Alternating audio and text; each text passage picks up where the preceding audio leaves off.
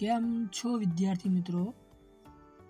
આજે જીએસઆરટીસી એટલે કે ગુજરાત રાજ્ય માર્ગ વાહન વ્યવહાર નિગમમાં એપ્રેન્ટિસની ભરતી 2024 આવી ગઈ છે.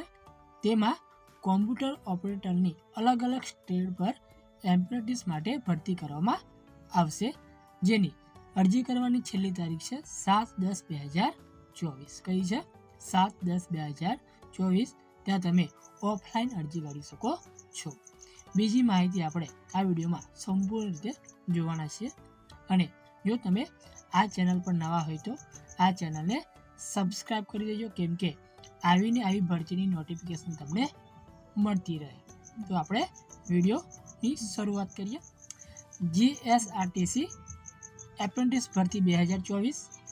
તેમાં મિત્રો જીએસઆરટીસીમાં ભરતીઓ આવી છે, જેમાં Gujarat state road transport corporation દ્વારા કોમ્પ્યુટર ઓપરેટર સહિતની અલગ અલગ એપ્રેન્ટિસની ભરતીઓ જાહેર કરવામાં આવી છે, જેમાં ગુજરાત રાજ્ય માર્ગ વાહન વ્યવહાર નિગમ અમદાવાદ ખાતે આવેલી કચેરી દ્વારા આ ભરતી જાહેર કરવામાં આવશે. એટલે તમારે જોબ ક્યાં કરવાની છે? તો અમદાવાદમાં કરવાની છે. જેમાં એપ્રેન્ટિસની ખાલી જગ્યાઓની ભરતી માટે જે ઉમેદવારો લાયકાત ધરાવે છે તેમની અરજીઓ મંગાવવામાં આવી છે. ત્યારબાદ શૈક્ષણિક લાયકાત શું રહેવાની છે? તો આ ભરતીની અંદર ફોર્મ ભરવા માટે તમારે કોઈપણ સરકાર માન્ય બોર્ડ દ્વારા ધોરણ 10ની પરીક્ષા પાસ કરેલું હોવું જોઈએ. કયું ધોરણ? તો 10મું ધોરણ પાસ કરેલું હોવું જોઈએ, તથા આઈટીઆઈના ટ્રેડમાં તમે પાસ થયેલા હોવા જોઈએ. એક તો તમારા ધોરણ 10 પાસ કરેલું હોવું જોઈએ, પ્લસ કે તમારે આઈટીઆઈનું સર્ટી પણ હોવું જોઈએ. જો તમારી પાસે આ 2 સર્ટી હોય તો તમે આમાં અરજી કરી શકો છો. ત્યારબાદ જો તમારે કોપામાં એટલે કે કોમ્પ્યુટર ઓપરેટર એન્ડ પ્રોગ્રામની અંદર એપ્રેન્ટિસ કરવું હોય તો તમારે ધોરણ 12 પાસ અથવા તેને સમકક્ષ અને આઈટીઆઈમાંથી કોપાનું સ્ટેજ પાસ કરેલો હોવો જોઈએ, તથા પ્રેશર ધોરણ 12 પાસ કોમ્પ્યુટર ઓપરેટર માટે અરજી કરી શકે છે.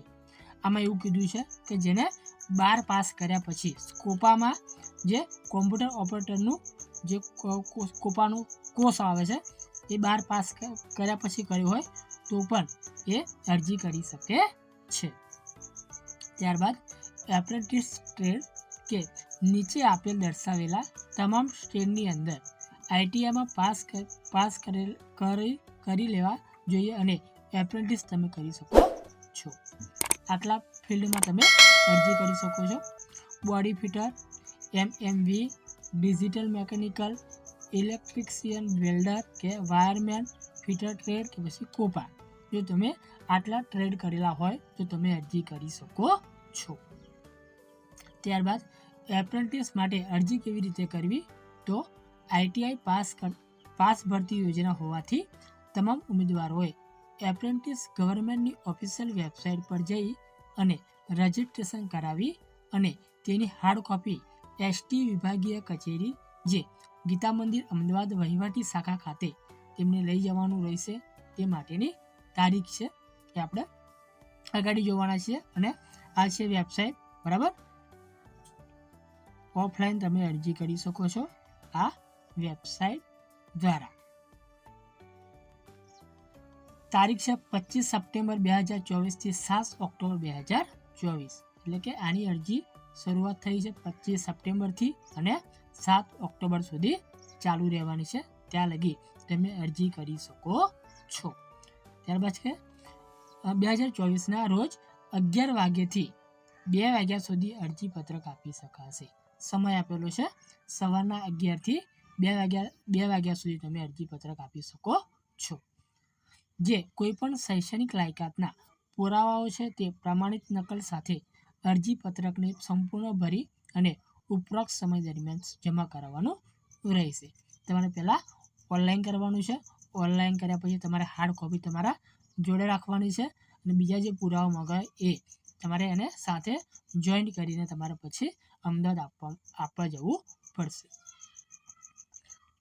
ત્યારબાદ વેબસાઇટ ઉપર રજિસ્ટ્રેશન કરી તેની હાર્ડ કોપી એસટી વિભાગીય કચેરી ગીતા મંદિર અમદાવાદ વહીવટી શાખા ખાતે રૂબરૂના સમય અને તારીખ પ્રમાણે આપવાની રહેશે.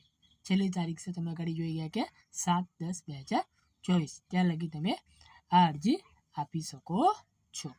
બિડાણ તો તમારે 10માની કે 12માની માર્કશીટ હોવી જોઈએ, ITIનું માર્કશીટ હોવું જોઈએ, ત્યારબાદ આધાર કાર્ડ, જ્ઞાતિનો દાખલો હોય તો, અને બીજું છે બીજા બિડાણ પણ સાથે લઈ જવા, કેમ કે ત્યાં આગળ જો બીજા બિડાણ માગે તો તમે ત્યાંથી આપી શકો છો.